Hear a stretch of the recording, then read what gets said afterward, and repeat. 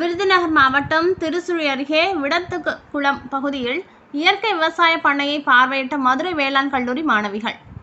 தமிழ்நாடு வேளாண்மை பல்கலைக்கழகத்தின் கீழ் இயங்கும் மதுரை வேளாண்மை கல்லூரி மற்றும் ஆராய்ச்சி நிலையத்தில் 4ஆம் ஆண்டு வேளாண்மை பட்டப்படிப்பு மாணவிகள் கிராமப்புற பணி அனுபவத்திற்காக காரியாப்பட்டி வருவாய் கிராமங்களில் பணி அனுபவம் மற்றும் பயிற்சிகளை பெற்று வருகின்றனர்.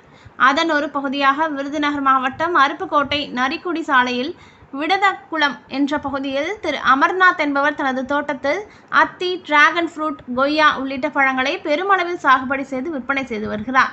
வறட்சியான மாவட்டமான விருதுநகரில் அத்தி மற்றும் டிராகன் ஃப்ரூட் ஆகிய பழங்களை பயிரிட்டு அதில் வெற்றியும் கண்டு இன்று பல விவசாயிகளுக்கு முன்னுதாரணமாக இருந்து வருகிறார். இயற்கை வழி விவசாயத்தை கடைபிடித்து வரும் அவர் பல ரக மாடுகளையும் இடுபொருள் தயாரிப்பதற்காக வளர்த்து வருகிறார். ஒரு காலத்தில் வளமான பகுதியாக இருந்த நிறைய இடங்கள் இன்றைக்கு வறட்சியான பகுதியாக மாறியிருக்கிறது.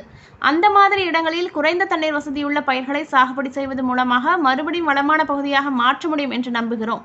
அதற்கான முயற்சிதான் இந்த பண்ணை என்கிறார் நம்பிக்கையுடன் அதன் உரிமையாளர் அமர்நாத்.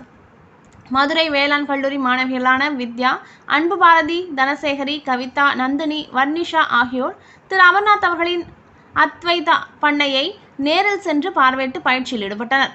இது வந்து இப்போ சம்மர் டைமில் வந்து ரொம்ப எவாப்ரேஷன் லாஸ் அதிகமாக இருக்குன்றதுனால எப்படி சன்ஸ்க்ரீன் போட்டு யூஸ் பண்ணுறீங்களோ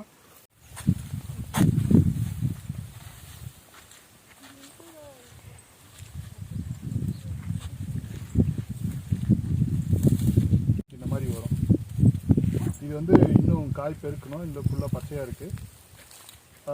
இது மெச்சூரிட்டி எப்படி பார்க்கணுன்னா இது வந்து கலர் சேஞ்ச் ஆகும். ஃபுல் கலர் வந்து சேஞ்ச் ஆகும். ரெட் கலராக சேஞ்ச் ஆகும்.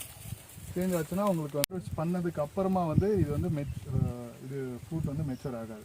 வாழைப்பழம் இதெல்லாம் வந்து மேங்கோ கூட ஒரு எக்ஸ்டென்ட்டு, பட் வாழைப்பழம் வந்து ஒரு ஆப்ட் எக்ஸாம்பிள். பச்சையாக பறித்தாலுமே வந்து பழுத்துரும். இது அந்த மாதிரி நடக்கும். என்னது அது சொல்லுங்கள், யாராவது ஒருத்தர் சொல்லுங்கள் பார்ப்போம்.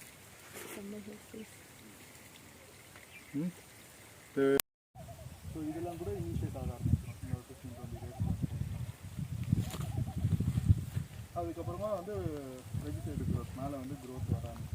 ஆக்சுவலி வந்து இந்த டைம் ஆஃப் தி இயரில் வந்து ஐலாண்ட் ஏரியாவுக்கு இந்த மாதிரி சூட்டபிள் ஆகிற கிராஸாக பார்த்து போட்டோம்னா நல்லா சும்மா வந்து கோயம்பேடு 29 தான் நல்லா இருக்கும்.